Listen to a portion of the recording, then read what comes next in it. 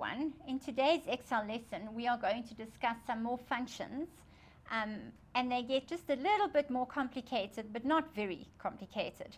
I'm going to start with a function that will allow you to insert a date and a time. So if you want to insert the current date into a cell, the function is equals today, and you immediately open and close your brackets and press enter, and it will put in today's date. Now that means, grade 10s, that every time you open the spreadsheet, the current date will be inserted automatically. If we use the function now, it puts in today's date and today's time. So it's quite easy to remember those. Today puts in the date, and now we'll put in the date and the time for you. Now, there's another function, and the function that I'm going to talk about next is RAND. What RAND does, first of all, RAND stands for random, and it's got absolutely nothing to do with the South African currency. It puts in a random number between 0 and 1. So if I type in the word RAND, and I open and close my brackets, it gives me a random number between 0 and 1. I can type it in again, and it should give me a completely different number. So there will be a whole range of numbers between 0 and 1 that you can use when you type in the word RAND. Now, the next thing I'm going to talk about before I get to the complicated stuff is round. Now, round, you can either use a function round that will round your decimal places to the nearest whole number, or you can format your cells to however many decimal places like we've done before. I'm going to do it both ways, and I'm going to use cell I3 in both. So the first time I'm going to do it is I am going to format this cell to 2 decimal places. So I'm going to right click. Remember, we go to format cells. We are going to choose number, and I'm going to choose, let's just choose 3 decimals for today, and I'm going to say OK, and it's become 0.182. Okay, now you have formatted that number to a certain amount of decimals. Now we're going to use the round function to format the number. So I'm going to type in equals round. I'm going to click on that cell, and I want to round it to 0 decimal places. So I put in a comma and I type in a 0 and I close my brackets.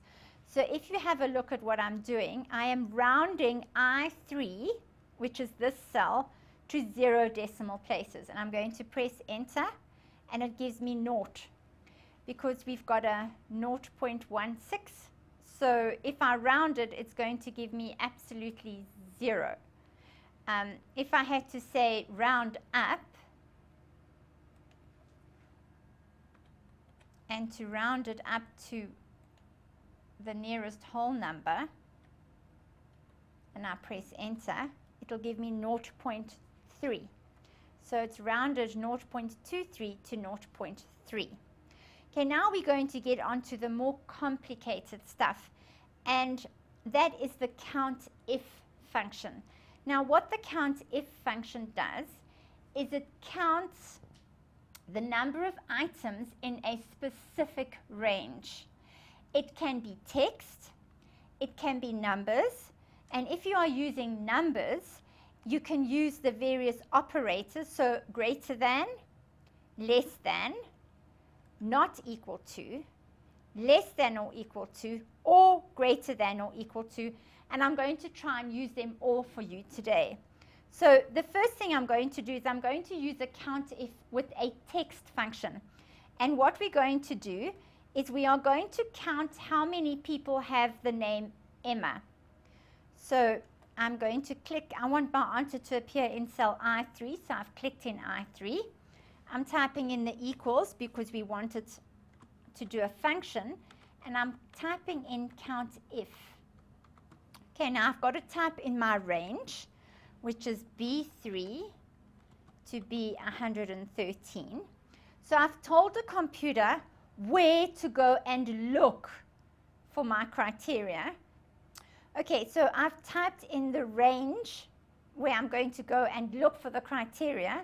Now I have to type in my criteria, and in this case it's Emma, because we are looking for how many people have the name Emma.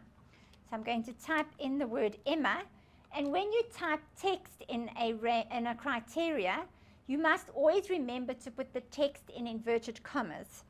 So I'm going to type in the word Emma in inverted commas. I'm closing my brackets. I'm just going to go over it with you again. We are using Countif, and we are looking for the word Emma in this particular range. And if I press enter, it tells me that there are 3 Emmas in that range. So 3 people have the name Emma. So now what I'm going to do is I'm going to now use the operators, greater than, less than, greater than or equal to. And just to give you an idea, I'm going to start with greater than.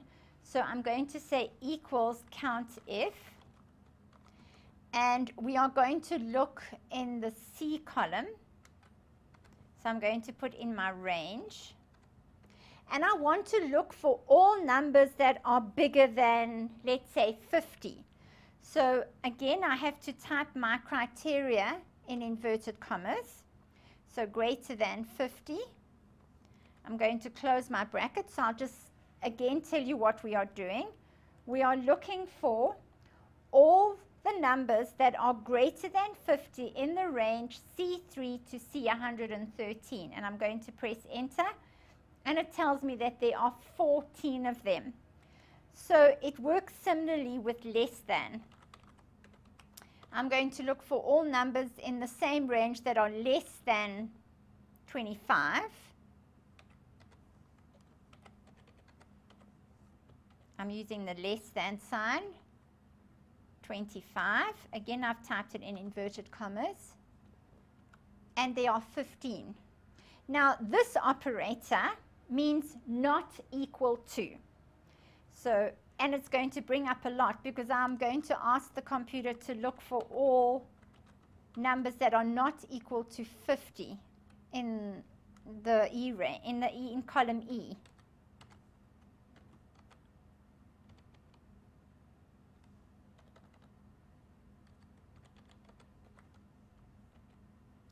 So not equal to 50.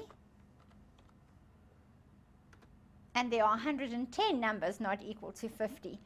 Okay, when I use the less than and equal to or the greater than or equal to, I'm including the number in my answer. So if I had to say I want to find all the numbers, how many numbers are 80 or over, it is going to include the number 80 in my answer. So I'm going to say equals Countif. I'll use the F range this time. F3 to F113 is greater than or equal to 80. I'm going to get 13. And then this time I'll do the less than. I'm going to use the D range for a change. Let's see, it's less than or equal to 30.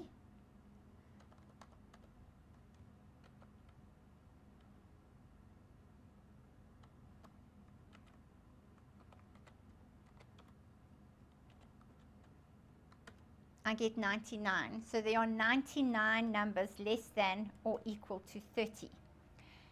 And that brings us to the end of our lesson on functions. Until I see you next time.